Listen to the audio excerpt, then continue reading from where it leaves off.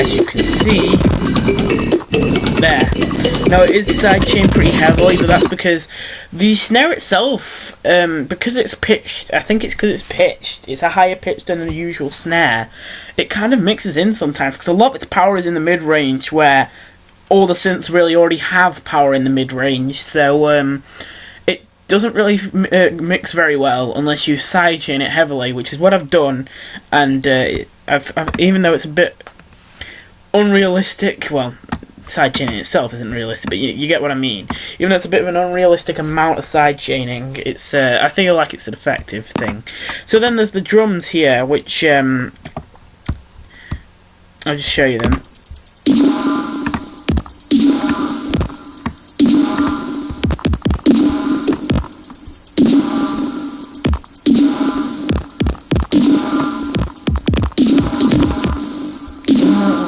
There it is.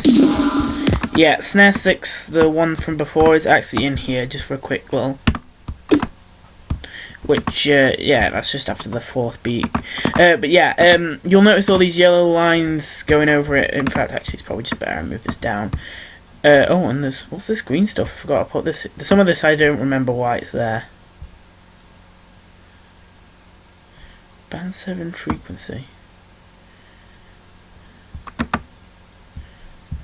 Huh.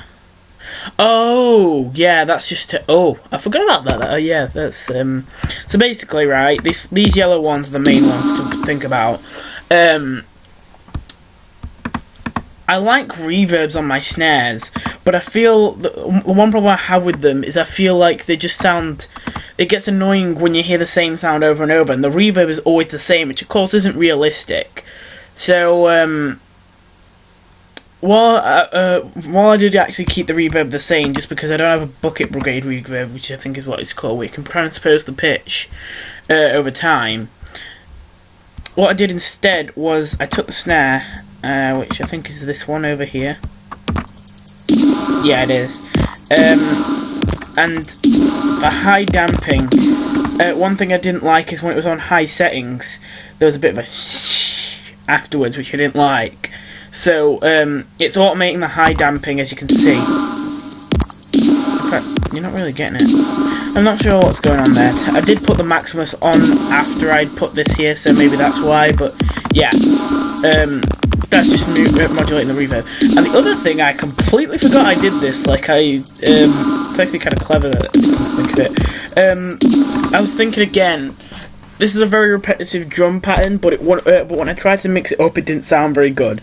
So what I did was, I wanted to take something and do something like transposing the pitch without actually transposing the pitch. So these hi-hats are actually being, well, not low pass, it's high shelf technically, but it's basically a low pass, and with a bit of resonance technically. Which is put an emphasis on different frequencies. So it's a subtle thing, but it makes each hat sound a little bit different when it does the hat rush. And I think that's it for the drum beat. Right, time to get into these sounds. So first we got this, which doesn't seem to want to play.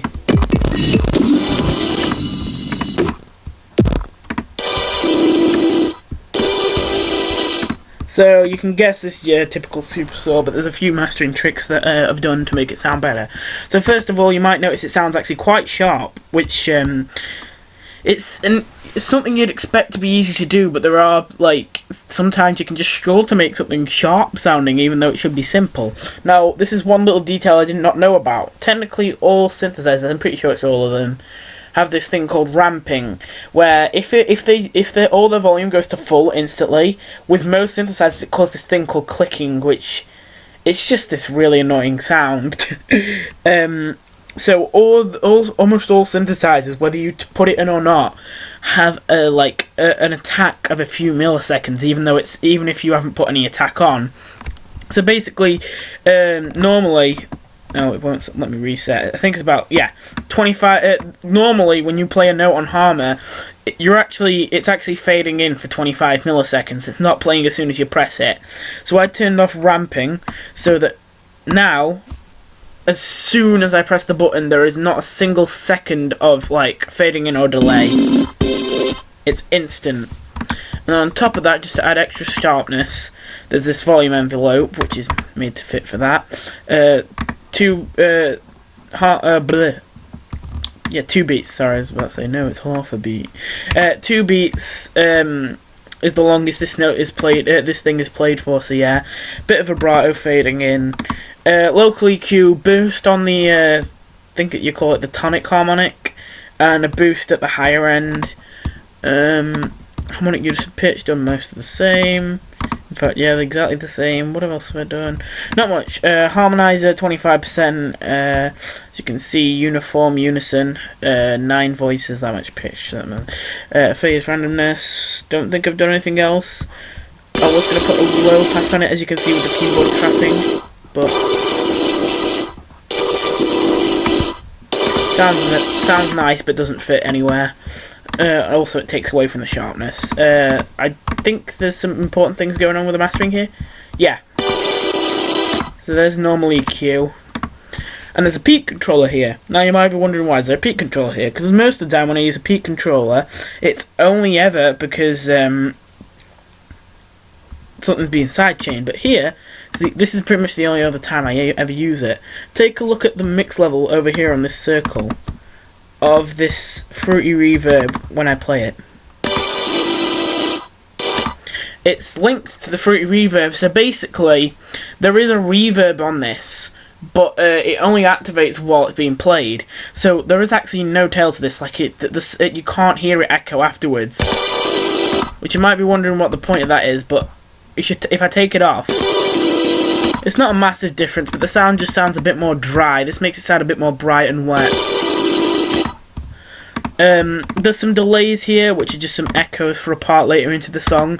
They're not on right now, I'll get back to that. And then there's just more compression. Again, not much crazy stuff, but it's just necessary and all that. Like, I'm just showing you the compression because even though you're not likely to note it down, if it does sound completely terrible without the compression, you know, it is there just in case. Because I have had a few times where a sound shouldn't sound too different without compression, but it does. Like I remember one time I was watching a Seamless video, and there was one synthesizer where he'd overlooked a compressor that it was just in the little corner at the bottom. And I was trying to make this synth for ages, like for hours. I was trying to figure out why doesn't this sound right, and just the compressor made it sound so much better, and he forgot to look at it. So yeah, then there's actually getting into the dubstep sounds, though not many of them right now by the looks of things because we're almost out of time. So this one is pretty simple. It's one of the most simple ones so far. So it's just got a frequency of 2, so that puts it up an octave. It's a 7th chord of E minor, which means it's the 1st note, the 3rd note, the 5th note, and the 7th note, which is why it's called a 7th chord. And as you can see, there's a high pass here. Keyboard tracked, I don't remember why I did that, but it's not causing any harm. Unison with a bit of pitch thickness. Harmonic use pitch, yeah, that's all that's going on. Harmonizer with 25%, again. Random phase, and you can see the modulation for the high pass here. Now, these bells, I was very tempted to just use crystal, but I wanted to make sure that I was showing that I could make my own sound for this, because an EP is usually used like as a proof of talent, and I don't think I'm really at that point where I'm like really talented or anything, but like I feel like I'm at least getting to that point where some of my stuff can sound professional. So I feel like I shouldn't be using presets anymore unless I'm just making something for fun and not really something that I'd like to show off to people and all that. So this sound is not one of the Harmer preset bells, even though I was very tempted to do that. I made my own bell with the detune function that I've recently found. I just put the detune to 3, added a harmonizer with a sine wave. There's a bit of a vibrato. We got Hertz unison again.